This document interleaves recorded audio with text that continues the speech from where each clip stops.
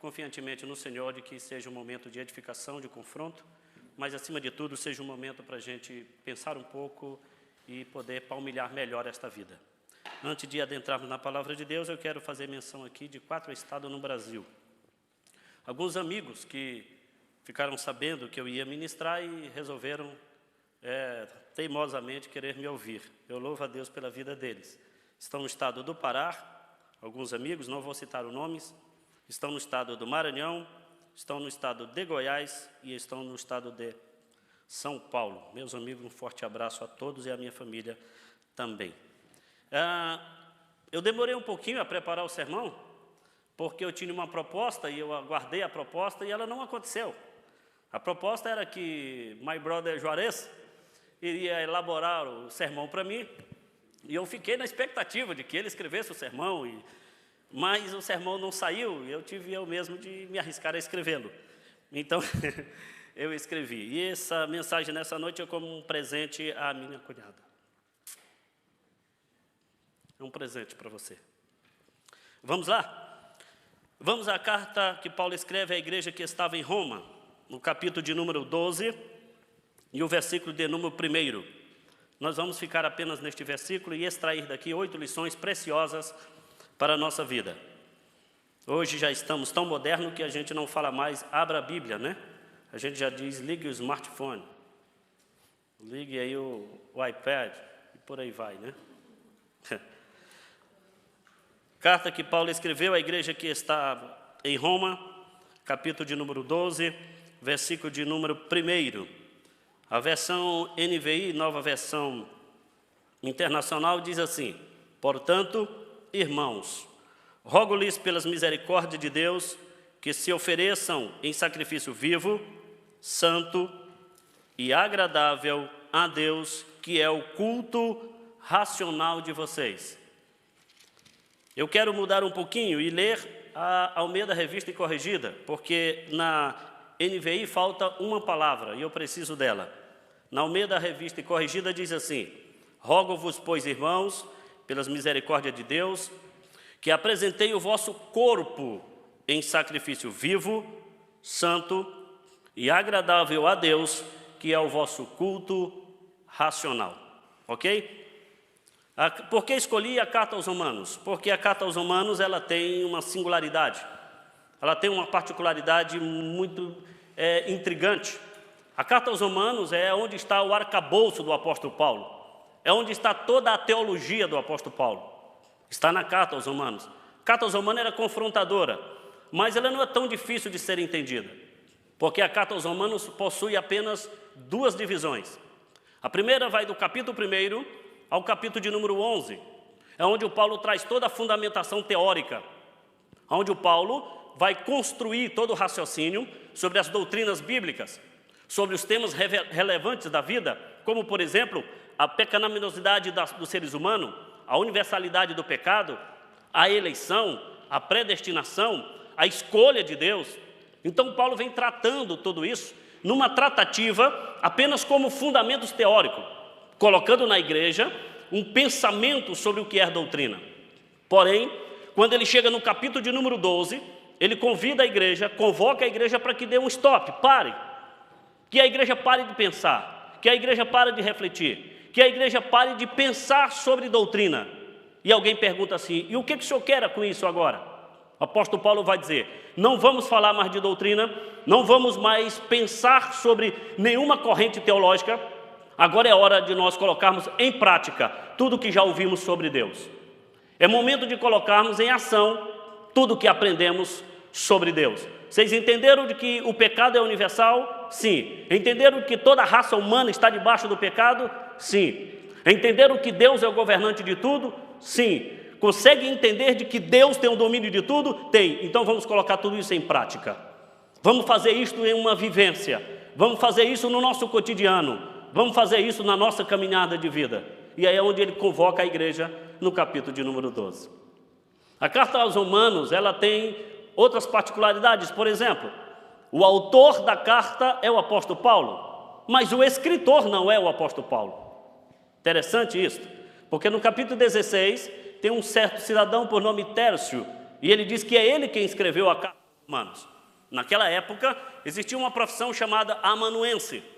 Era alguém que escrevia ao ditado de alguém. Então, Paulo estava ditando e alguém estava escrevendo. E ele, cidadão, fez a sua assinatura. Nada bobo, né? Aproveitou a oportunidade e falou, deixa eu deixar a minha marca aqui para o mundo saber que eu também estava lá. Fica aqui já a primeira lição. Não perca oportunidades. Abrace-as, todas que surgirem em sua frente.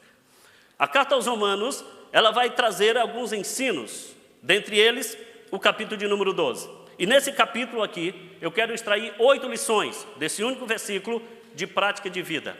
Como inicia o versículo? Vamos lá? Agora de vez para sempre, pisando acelerado no versículo e vamos exteriorizar o que a palavra de Deus é. Vamos procurar fazer aqui uma exposição das Sagradas Escrituras. O texto inicia na versão NVI dizendo, portanto, para quem conhece língua portuguesa sabe que a expressão portanto é a conclusão de um assunto. Isso está na gramática de língua portuguesa. Portanto, é a conclusão. O apóstolo Paulo veio caminhando um assunto e no capítulo 12, ele quer fechar o assunto. Ele diz assim, vamos fechar o pacote, vamos encerrar esse assunto e vamos abrir um novo agora. O novo agora é, rogo-vos, pois, irmãos. Alguém aqui fala grego? Não? Uau, por que não? Ninguém fala grego? Repita após mim, por favor. Paraqueléu. Não ouvi. Paraqueléu. Quem disse que vocês não falam? Pelo menos uma palavra falam. Vocês estão igual eu, né? Fala poucas palavras em inglês. A expressão paraqueléu, aqui, que nós temos na nossa Bíblia como rogo-vos, e é interessante isso aqui, porque o apóstolo Paulo usa esse termo, porque ele coloca aqui a palavra rogo-vos. Se fôssemos olhar no dicionário de português, era pedir, solicitar, convidar, convocar, chamar. Mas no grego tem outra conotação, ela traz outra estrutura. O termo grego aqui, paraqueléu, é chamar para estar ao lado. Então o apóstolo Paulo está dizendo o seguinte, nós fomos chamados para estar ao lado. A grande pergunta é, quem chamou? E aí, se você for aprofundar o assunto e estudar essa expressão rogo-vos, que é o termo paraqueléu, você vai descobrir que o sufixo, a raiz desta palavra, significa paracletos. A expressão paracletos significa Espírito Santo, aquele que consola. Então o apóstolo Paulo está dizendo, a primeira atitude, a primeira convocação, as primeiras iniciativas para que se tenha um culto a Deus, não parte do homem, parte do Espírito Santo nos convocando para estar ao lado de Deus. Então você veio nesta noite, não foi apenas porque você quis, você veio porque o Espírito Santo lhe convenceu para que aqui você estivesse. Estar num culto para oferecer a Deus alguma espécie de sacrifício, não é uma decisão humana. Antes de tudo, é um impulso do céu dentro dos seres humanos. Nós só podemos estar com Deus se Deus nos chamar para estar com Ele. Nós só podemos caminhar com Deus quando Deus nos convoca para andar com Ele. Então o apóstolo Paulo está dizendo, nós vamos realizar um culto, mas não sou eu o pastor que estou chamando. Nós vamos realizar um culto, mas não é uma convocação de quem quer auditório. Não é um pedido para quem quer plateia. Antes de tudo, é uma convocação do Espírito Santo para que vocês estejam. Segunda pergunta nesse texto, você tem consciência de que foi o Espírito Santo que te trouxe? Você percebe que foi Ele que te trouxe? Agora olha como Paulo caminha. Se o Espírito Santo que está chamando para que possamos realizar um culto, se é o Espírito Santo que está nos convocando para realizar um culto, por que o Espírito Santo fez esse convite? Na sequência do versículo, o apóstolo Paulo escreveu, pelas misericórdia de Deus. O pedido é pelas misericórdia de Deus. Eu já vi muitas definições desta palavra misericórdia e já vi que algumas vezes se faz uma grande confusão quando quer se definir misericórdia e dar-se definição de graça, porque a misericórdia nada nos dá, a graça nos dá tudo. A misericórdia, pelo contrário, ela priva daquilo que nós merecemos. Por exemplo, merecíamos estar mortos, mas a misericórdia entrou e estamos vivos. Então a misericórdia não me dá aquilo que eu mereço. A graça sim. E tem muita gente que confunde. Agora, o que está escrito aqui? O que o apóstolo Paulo quer nos ensinar com isso? Diga após mim, ouctirmos. Diga comigo, ouctirmos. Vocês falam inglês, que é mais difícil do que isso aqui? Eu até brinquei uns dias atrás com alguém lá do Brasil. Eu falei, como é que pode? Estava na sala de aula um rapaz de quase 2 metros de altura, e o professor decidiu levar o aluno, ou levar o filho, um menininho. E o menino começou a falar com o pai, né, que é o professor, e eu chamei ele e falei assim, rapaz, você não fica constrangido? Aí ele olhou para mim e falou assim, por quê? Eu falei, um homão desse, de 2 metros de altura, perdendo para uma criança, olha como essa criança fala inglês e tu não fala? Ele olhou para mim, e você também não fala? O menino nasceu aqui, né? Não tem nem como concorrer, né? Não dá competição esse negócio. O que o apóstolo Paulo está dizendo? O apóstolo Paulo está dizendo que o Espírito Santo nos convoca para realizar um culto, prestar um serviço a Deus, mas antes o Espírito Santo visita o próprio Deus e descobriu que a misericórdia de Deus foi renovada. Por que o Espírito Santo te chamou? Porque a misericórdia de Deus foi renovada hoje, em seu favor. Você dormiu ontem bem, não foi porque a sua casa é aconchegante, é porque tem um Senhor que cuida de você. Você acordou hoje pela manhã, não é porque você dormiu com saúde ou se alimentou bem, você só acordou nesta manhã porque Deus decidiu renovar a sua misericórdia e te deu mais um dia de vida. A misericórdia nada mais é do que a porta da vida para que possamos ter oportunidade para viver na graça. Mas a misericórdia aqui que o apóstolo Paulo está mostrando para nós é algo um pouco mais além. Misericórdia aqui no ouctirmos, ele está dizendo assim, misericórdia é as entranhas de Deus, aonde o castigo está retido. É assustador isso, mas o apóstolo Paulo está dizendo, Deus no seu interior reteve o castigo, e porque ele não manifestou o castigo, ele deu a oportunidade. Porque surgiu a oportunidade da misericórdia, o Espírito Santo nos chama. No dia que essa misericórdia cessar, cessou a nossa vida. No dia que a misericórdia fechar as portas, parou. Então nós temos que andar com essas 2 pernas. A perna da graça e a perna da misericórdia. Na perna da misericórdia eu não recebo o que eu mereço. Na perna da graça eu vou desfrutando de tudo aquilo que eu não mereço. Na graça eu recebo a dádiva de Deus. Na misericórdia eu recebo a proteção do Eterno. Chegamos aqui sãos e salvos, porque constantemente a graça e a misericórdia estavam trabalhando até chegarmos aqui. A misericórdia estava te protegendo dos acidentes, a graça estava fluindo no trânsito para você chegar. A misericórdia te acordou nesta manhã, a graça te deu saúde para levantar. A misericórdia até esfriou o alimento para que você não pudesse queimar-se, mas a graça deu sabor para que você pudesse saboreá-lo. Graça e misericórdia precisam ser entendidas. Apóstolo Paulo então está dizendo que o pedido do Espírito, o rogo do Espírito, é porque a misericórdia de Deus foi renovada ao nosso favor. Terceira pergunta nesta mensagem, você tem consciência de que hoje pela manhã você acordou não como apenas alguém que veio dar um favor para Deus, mas alguém que vive os favores de Deus? Você entendeu que nesta manhã Deus renovou a sua misericórdia por você, não por sua causa, mas porque Ele é o Pai da misericórdia? Você tem consciência de que nesta manhã, ao despertar, ao abrir os olhos, a ver que o seu corpo tinha energia, a levantar-se da cama, a preparar-se durante todo o dia, Deus estava agindo ao teu favor, te oportunizando esta noite para que você pudesse estar aqui para servi-lo? Se você tem consciência, não responda para mim, mas para você mesmo. O que você fez com essa dádiva que Deus te deu? Qual foi o louvor que brotou nos teus lábios? Qual foi o sentimento de gratidão que brotou dentro de você ao perceber que você não merecia, mas Ele te deu porque Ele é bom?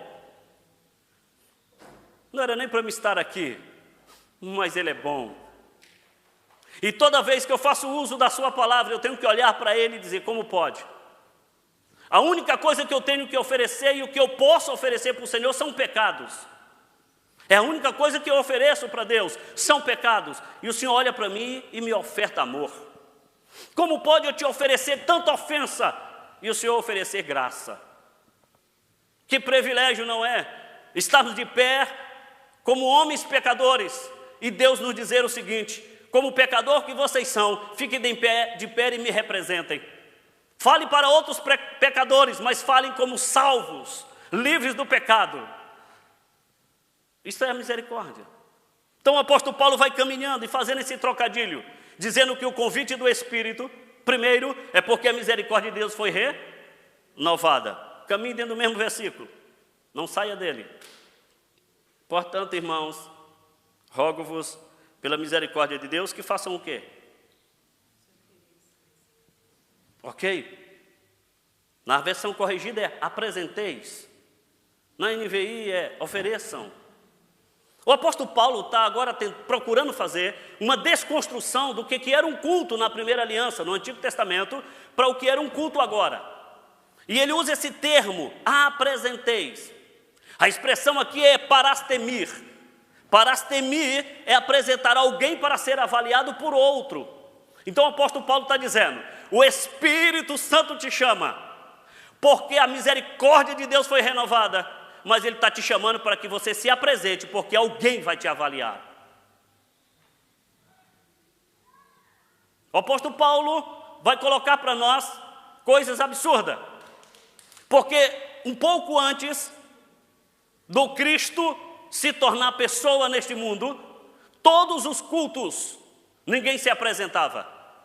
Se tivéssemos na primeira aliança, nós adquiríamos alguma espécie de sacrifício, uma ovelha, uma pombinha, coisa do tipo, traríamos à mão do sacerdote, entregaríamos na mão dele, ele se apresentava diante de Deus.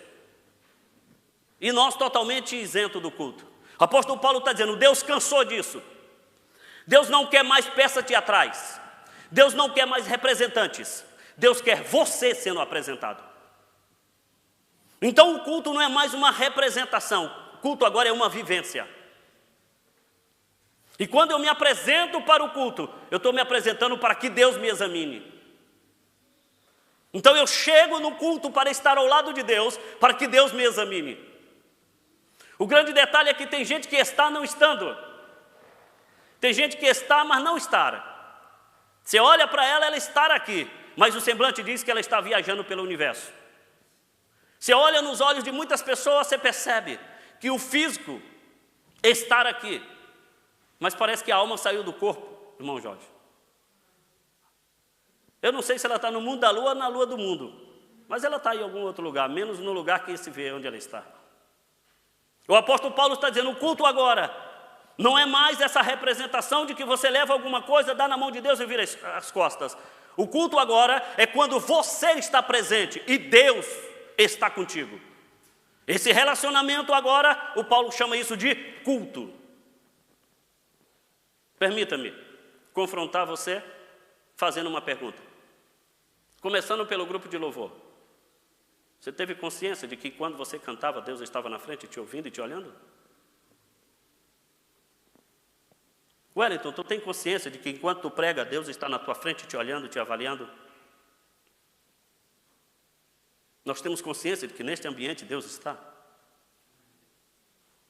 E de que Ele olha além da nossa roupa. Que Ele olha além da nossa face. Que Ele preenche e vai à divisão da alma e do espírito. Que Ele vasculha o pavilhão da nossa alma. Você tem consciência disso? Então o apóstolo Paulo está dizendo, o Espírito Santo dá um grito, convidando, Deus renova as suas misericórdias para que nos apresentemos. Talvez alguém tenha perguntado para o apóstolo Paulo, o que eu devo apresentar? Qual é a sequência do versículo?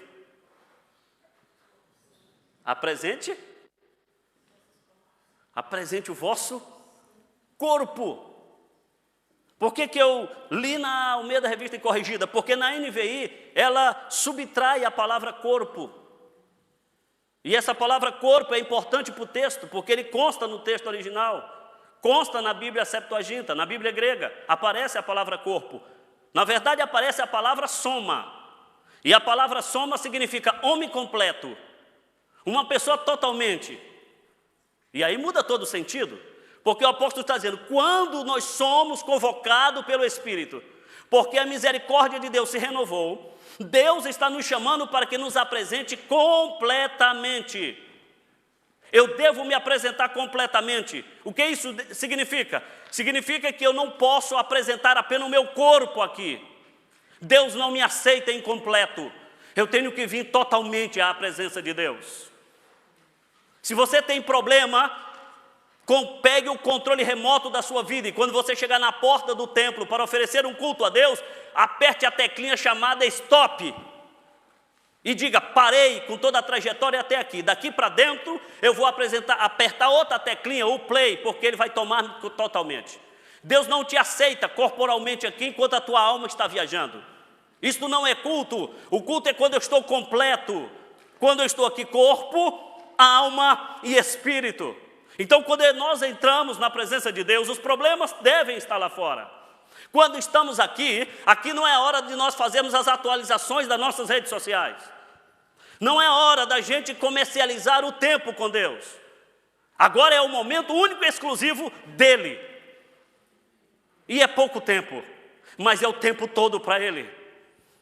Por isso que todas as vezes que eu vou a um culto, para mim é o último culto. Porque eu não sei se eu vou viver daqui a pouco. Então eu me entrego por completo. Esqueço de todos. Esqueço de tudo. E eu fiz um pedido para Deus, não sei se vai acontecer desta forma, mas eu fiz um pedido para Deus, mas eu espero que aconteça.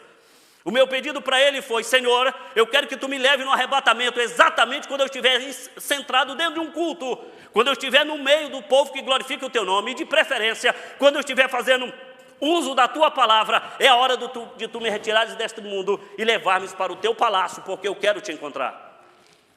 Meu maior anseio, e neste momento eu tenho me esforçado bastante, entenda-me no que eu vou colocar, eu tenho me esforçado bastante, para mim há uma necessidade muito intensa de que eu seja fluente no inglês, mas a minha maior necessidade não é tão somente ser fluente em inglês, a minha maior necessidade é eu poder encontrar o meu Senhor e poder olhar no seu rosto e dizer muito obrigado por ter investido em mim e não ter se esquecido de mim e ter me trazido para perto do Senhor e hoje eu estou totalmente salvo de todo o pecado. Não faz sentido nós vivermos neste mundo se não for com o propósito de nos encontrarmos com aquele que nos salvou. Não faz sentido nenhum. Não faz sentido algum.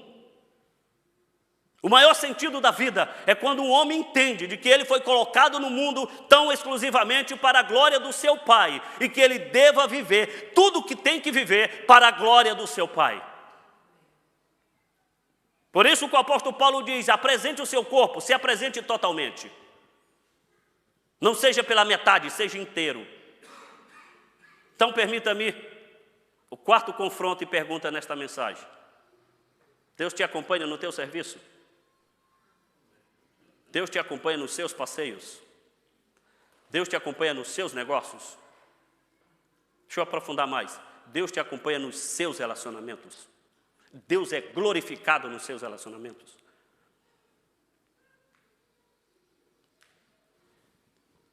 Qual a sua determinação em querer agradar a Deus mais do que a você mesmo? Quantas vezes você tem negado a si, simplesmente para agradá-lo? Qual o seu esforço em querer agradá-lo? A gente vai ao espelho antes de vir ao culto? De vir ao templo? Claro que sim, principalmente as mulheres. E mulher gosta tanto de espelho que tem algumas pessoas que pensam que elas gostam muito de celular. Não, ela não gosta muito de celular, ela gosta da câmera frontal. E como a maioria das telas são escuras, né? Agora são essa tecnologia AMOLED, né? Então essas telas são escurinhas, elas servem como reflexo. Então você vê constantemente mulher olhando para o celular, você fala assim, será que ela está vendo mensagem? Não, é um espelho, ela está procurando o rosto. Mas a minha pergunta é, quando nós estamos saindo de casa para vir ao templo, nós vamos ao espelho olhar se a roupa está adequada, se o cabelo está bem penteado. Mas você já se perguntou diante do espelho, para ele, se está legal? Já? Porque o marido sempre vai perguntar para a esposa, gostou? Está bem essa roupa? Posso trocar? Está legal? Tá. A esposa vai perguntar ao marido. A minha pergunta é se você já perguntou para Deus. Se está legal o jeito que você está para vir se encontrar com Ele. Você já parou para perguntar isso? Eu estou bem? Porque eu vou encontrar contigo. E eu quero te honrar com tudo. Do jeito que eu estou. O senhor aprova? Você já ouviu ele te dizer sim ou não? Você já trocou de alguma coisa por ele dizer assim, eu não gostei? Ou não chegamos nesse nível de relacionamento? O apóstolo Paulo diz assim, o Espírito, veja que eu estou sempre voltando atrás. Sempre. O apóstolo Paulo diz, o Espírito chama, porque a misericórdia de Deus se renova, para que possamos nos apresentar-nos o corpo totalmente inteiro. De que forma devemos apresentar o nosso corpo? Olhe para o versículo, por favor. Primeiro, ofereça os vossos corpos em... Tem uma palavra aí, sacrifício. Uau!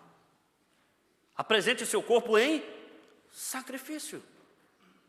O Evangelho, o cristianismo, não é uma ideologia que deva ficar em nossa mente. Não é nada que a gente decora. Evangelho é uma prática de vida. É uma maneira nova de se viver. É um jeito diferente que a gente vive. Evangelho são toda a estrutura de um novo homem, como ele deve palmilhar a sua vida. Um evangelho que não tem confronto, um evangelho que não tem mudança, não é evangelho, é religião. Religião é o que a gente observa e faz da vida o que a gente quer. Evangelho é uma prática. Isto aqui não é um livro a ser decorado. Isto aqui não é um livro apenas para ser lido. Isso aqui é um livro para ser respeitado e obedecido. Se aqui diz que é para fazer assim, é assim. Porque foi o próprio Deus quem escreveu, através de homens, mas homens inspirados por Ele.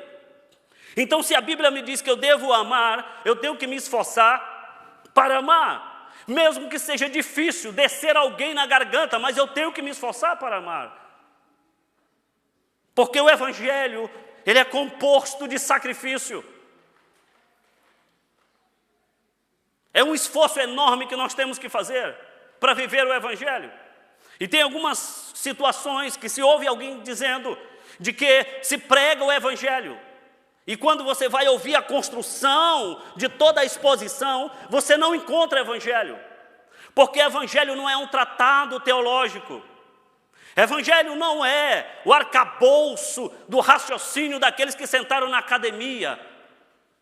O Evangelho é uma boa notícia, e a única boa notícia que o mundo pode ouvir é que surgiu um homem capaz de arrancar de outro homem o pecado que lhe condena. Então a única notícia que nós temos no mundo é que surgiu um homem que se intitulou Deus, mas que tomou forma humana e que foi capaz de arrancar os nossos pecados. Então, quando se diz que vai se pregar o Evangelho, está se pregando uma pessoa. Quando se diz que vai falar do Evangelho, está se falando de alguém, mas alguém que é santo, puro, perfeito, correto, justo, imaculado. Alguém que está em autoestima, que não dá para se comparar com nenhum ser humano na face da terra. Alguém que deva ter o nosso respeito, a nossa candura, a nossa devoção. É alguém que não pode ter o seu nome usado de forma leviana. Não se usa o nome de Jesus para qualquer coisa. A gente não pode brincar com isto. Evangelho é uma prática de vida. Se eu estou aqui, e aqui eu tenho um comportamento, e fora daqui eu tenho outro comportamento, isso não tem nada a ver com o Evangelho. Evangelho é uma mudança radical da vida. Evangelho é quando você, antes de Cristo, era totalmente mentiroso, mas foi chamado para o Evangelho, e em Cristo agora você fala somente a verdade. Evangelho é quando nós éramos totalmente profanos, obscenos, prostíbulos lá fora, mas depois que abraçamos o Evangelho, agora temos totalmente uma vida mudada e modelada. Evangelho é quando você chega num lugar e alguém te dá o troco a mais, você olha para trás e diz assim, ei, esse dinheiro não me pertence, você está me dando a mais.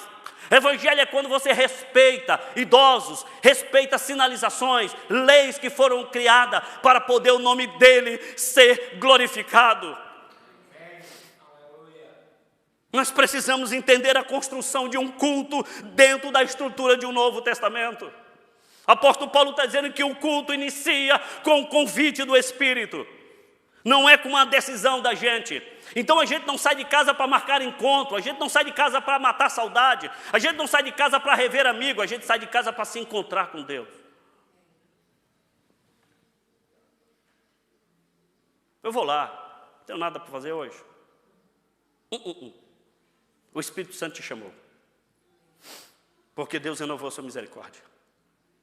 Para que você apresente-se totalmente. E isso tem que ser no viés do sacrifício. Quando fala de sacrifício, é fazermos aquilo em prol de alguém, mesmo que isso nos cause algum detrimento. Graças a Ele, que não responde todas as nossas orações. Que felicidade minha saber que Ele não responde todas as minhas orações. Que alegria saber que Ele não responde todas as orações. Não se frustre quando Ele não te responder. A resposta negativa dEle para você é o teu bem. Porque este que está falando aqui, já colocou um dia o joelho na terra e disse assim, chega, tá bom para mim, já pode me levar, não quero mais viver. Ele simplesmente olhou para mim e disse assim, não é agora, fica quieto no teu lugar. Graças a Deus, que um dia Jesus, pastor Leandro, olhou para o pai e disse assim, pai, passa de mim este cálice. E ele, Como homem tu pedes para que eu passe esse cálice, mas eu não passarei. Por quê? Porque lá em Canetal, tem um povo que vai se reunir. Tem um povo que vai glorificar o meu nome, como fruto do teu trabalho. Então tu não podes pedir para que eu tire, porque eu vou estar inutilizando um povo lá na frente. Agora, a grande alegria de tudo isso é que o profeta Isaías, no seu livro, no capítulo 53, diz que quando Jesus operou tão grande sacrifício, ele viu o resultado do seu trabalho. E hoje nós estamos aqui, como resultado do trabalho dele. Que maravilha. Apresente-se em sacrifício vivo. Apresente-se em sacrifício vivo. A expressão grega aqui é zaou. Zaou é aquilo que é vibrante, aquilo que é contagiante. Você já viu aquelas pessoas que vêm para o culto e aí parece que ele entrou num velório?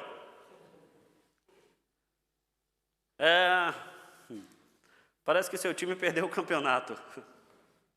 Não mexe comigo, deixa eu quieto no meu canto. O que Paulo está dizendo é que um culto para Deus é feito de pessoas vivas, de pessoas vibrantes. E a grande questão é, quem é vivo, fala. Quem é vivo, se mexe. Quem é vivo, se movimenta. Quem é vivo, reage. Já viu gente que não está viva? E aí, irmão? Você fala assim, ele partiu ou está aqui mesmo? Reage. Faz alguma coisa. Nem que seja dar um sorriso, né? Jean, isso, o Jean deu até um sorriso. Mostra que está vivo. Reage, faz alguma coisa. O apóstolo Paulo dizendo, o Espírito Santo vai te chamar, porque Deus renovou a sua misericórdia, para que você se apresente totalmente. Mas quando você se apresentar totalmente, não seja uma estátua, seja alguém vivo, vibrante, empolgante. Eu não tenho vergonha de chorar. E eu choro mesmo. Dependendo da música, dependendo da pregação, eu abro o bocão e choro, não quero nem saber. Eu me entrego. Eu estou vivo. E ele tem que saber que eu estou vivo. E eu tenho que saber que estou vivo. Agora, um pouco mais. Diz que esse sacrifício tem que ser vivo, mas o sacrifício tem que ser santo. Tem que ser santo, agios. A expressão aqui, agios. Olha só, essa expressão agios, aqui no grego, significa duas coisas. Então, quando você encontrar esta palavra santo, relacionado com pessoas, não relacionado com objeto, mas relacionado com pessoas, toda vez que você lê na Bíblia santo, vinculado com pessoas, entenda que aí tem duas conotações. Separação, dedicação. Deus só considera uma pessoa no seu sentido pleno de santidade ou de santificação quando há esses dois ingredientes. Ela se separa das coisas erradas, mas ela se dedica para as coisas certas. Porque se eu me separo das coisas erradas e não me dedico, isso chama-se isolamento. Se eu me dedico para as coisas certas, sem uma separação das coisas erradas, isso chama-se formalismo. Tanto isolamento como formalismo não tem conotação bíblica e Deus não aceita. O que Deus quer é alguém totalmente separado de uma coisa, mas dedicado a outra. Se você se separou do mundo, então se dedique a Deus. Reserve tempo na sua vida para Deus. Tire tempo para estar com Ele. Algumas vezes, já fiz por diversas vezes, ao lado da casa do meu irmão, bem próximo, tem um parque. E teve algumas vezes que eu andando lá, eu falei assim, vamos dizer que eu sou doido. Alguém vai passar por mim e vai dizer, esse cara aí bateu o pino, tá maluco. Por quê? Porque esses dias atrás eu me sentei, liguei o celular, abri a câmera e comecei a dizer, vou tirar uma selfie, mas o que eu gostaria é que o senhor aparecesse nela. Fica invisível não, aparece aí. Dá um jeito de eu te ver. Eu quero te ver. E gente passando. Alguém deve dizer, esse cara está doido. Esse cara está falando com quem? Não tem ninguém perto dele. Não tem ninguém do lado dele. Esse cara está maluco. Mas deixa eu te dizer uma coisa. Eu vivenciei um momento com Deus espetacular da minha vida. E quando um dia, trabalhando numa universidade em São Paulo, a FMU, num determinado dia, eu enfrentava um problema dentro da empresa. Naquela ocasião, eu era o gestor do departamento e eu enfrentei um problema. E a minha diretora chegou e disse para mim que se eu não resolvesse aquele problema dentro de uma semana, eu não faria mais parte da equipe. E eu coloquei todos os meus subordinados, os melhores que tinham para resolver, ninguém resolveu. Liguei para alguns engenheiros, ninguém resolveu. Eu falei, e agora? Estou correndo um risco. Foi um determinado dia, deixei todo mundo ir embora. Todo mundo foi embora. E eu fiquei dentro da faculdade. Os professores, que eram meus amigos, ficavam me olhando e falaram assim, o que foi, Wellington? Por que você está aí até tarde? Eu falei, porque eu vou resolver um negócio e eu não preciso de ferramenta e nem de nada para resolver. Como? Eu falei assim, talvez ainda hoje eu te dê alguma resposta, mas por enquanto eu não sei te dizer nada. Eu me tranquei numa sala e era um equipamento eletrônico e eu precisava resolver. Eu simplesmente abracei ele. Não tinha ninguém, só estava eu e ele. Eu abracei. Abracei o equipamento e disse assim, eu sei que o senhor está aqui. E o senhor estava na mente do homem que construiu isso aqui. Foi o Senhor que deu habilidade para apertar cada parafuso, cada fio, cada programa, cada software que tem aqui dentro. Foi o Senhor que produziu isso aqui. O que eu estou te pedindo é que o Senhor pegue esse nordestino aqui e habilite a mente dele para encontrar esse problema, porque eu preciso dar uma resposta e eu dependo do Senhor. Abre a minha mente agora e me mostra onde está esse problema, porque eu glorificarei o teu nome para todos que me perguntarem como foi resolvido. Me dê essa dádiva para que eu testemunhe de ti. Aí eu saí e fui tomar um café. Quando eu pego a xícara, que eu vou colocando na boca, dá um estalo na mente. Eu corri e liguei o notebook. Conectei o notebook e fiz alguns comandos. Quando o negócio veio para o ar, que apareceu, aí eu enchi o peito. Falei, ora, como eu não resolvo isso? Aí pela manhã, a minha diretora me chama, fala assim, Wellington, eu quero que você venha aqui na minha sala, não para você dizer como você resolveu. Eu só quero que você me explique por que você me mandou um e-mail tão grande desse jeito. Você escreveu a Bíblia inteira para mim. O que você quis dizer com isso? Aí eu falei, eu estou indo na sala da senhora para lhe explicar. Viva com intensidade, mas viva com intensidade para Deus. Separe-se, mas se dedique para Deus. Mais 3 palavras. O sacrifício tem que ser vivo. O sacrifício tem que ser santo. Mas o sacrifício tem que ser? Isso aqui é complicado. Porque a expressão agradável, euresto. A expressão euresto é fazer bem para alguém. Aí está complicado. Por quê? Porque como pode um ser humano satisfazer Deus na sua apresentação? Lembra do salmista? O salmista disse, o que eu posso dar ao Senhor por todos os benefícios que Ele tem me feito? O que eu posso dar? Se eu te oferecer sacrifício, para onde quer que eu vá, o que eu posso te dar? Aí ele recobra a consciência e diz assim, ei, tem algo que Deus se surpreende. Deus se surpreende com o negócio. Um coração e um espírito. Aleluia. Olha o que ele diz. O salmista diz assim, Senhor, eu sei que se eu te oferecer sacrifício, não tem valor. Mas um coração puro e um espírito voluntário, o Senhor jamais rejeita. que o salmista estava dizendo? Eu vou viver de uma maneira tal que o Senhor vai agradar-se de mim. Deixa eu voltar aqui com os músicos. Eu já estou fechando. Só para vocês. Só para os músicos. Cadê aquele moço bonitão que fica aqui sempre aqui na frente? Tem... Ah, está lá atrás. Diego.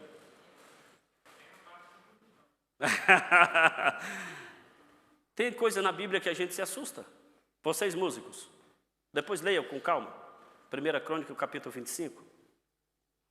Porque lá o texto diz assim, que Davi convocou alguns homens para entoares louvores. E os homens profetizavam. Aí alguém vai dizer assim, mas profetizar não é tão difícil. Não, o texto diz assim, eles profetizavam com os instrumentos. Você já viu algum instrumento profetizando? O que esses homens tocavam que Deus se agradava tanto?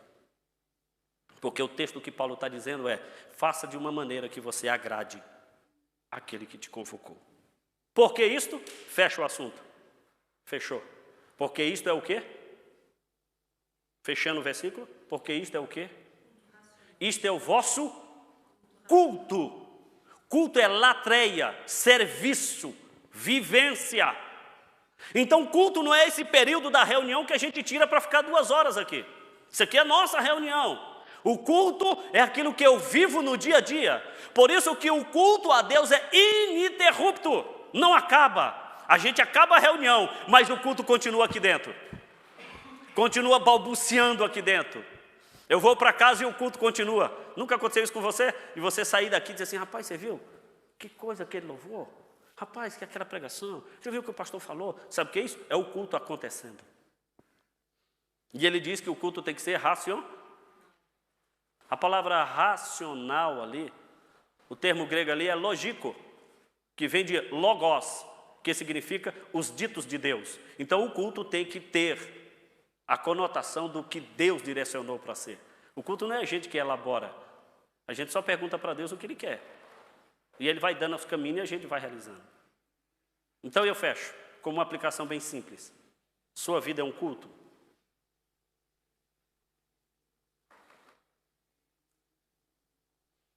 Vou perguntar a segunda vez.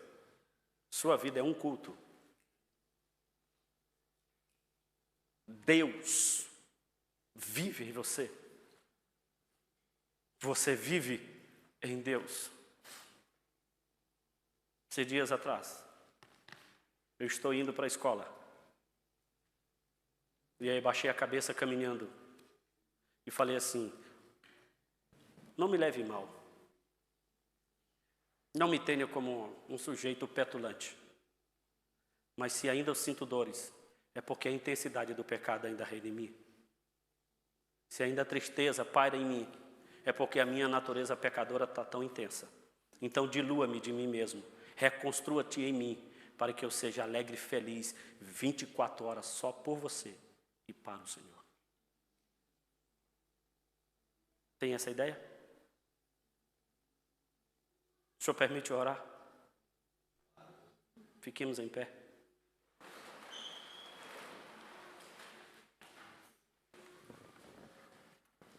Você entendeu? Fala contigo esse negócio? Muito. Esse moreno elegante ali. Falou contigo? Muito. Você tem coragem de fazer essa oração? Curvar a tua cabeça e dizer assim, Senhor, me ensina a amargar a minha insignificância e se reconstrua dentro de mim. Então oremos em 1 minuto. Pai, eu louvo o teu nome pelo privilégio da vida. Agradeço ao Senhor, pois está inserido nesse contexto. Tua graça que nos atraiu para estarmos contigo. E hoje, Senhor, vivenciando esta graça, somos confrontados a viver uma vida de total dedicação ao Senhor. O grande desafio é que nós não temos força para viver isso. O maior desafio é porque a nossa natureza inclina-se para um outro lado totalmente diferente do teu. Portanto, nós te pedimos, ajuda-nos, sustenta-nos, para que a nossa vida seja um louvor diário ao teu nome. Desconstrua-nos e construa-nos conforme a imagem de Jesus, para que possamos provocar no Senhor alegria, contentamento. Que o Senhor possa olhar para nós e dar testemunho de nós. Queremos ouvir a tua voz dizendo: aí está o meu filho. Aí está alguém que eu depositei nele a graça e ele levou isso com responsabilidade. Se temos algumas deficiências para vivenciar isso, hoje é a noite do Senhor desconstruir, mas construir. Faz isso para o teu louvor e para a tua própria glória. Amém. Deus abençoe a todos. Obrigado pela oportunidade.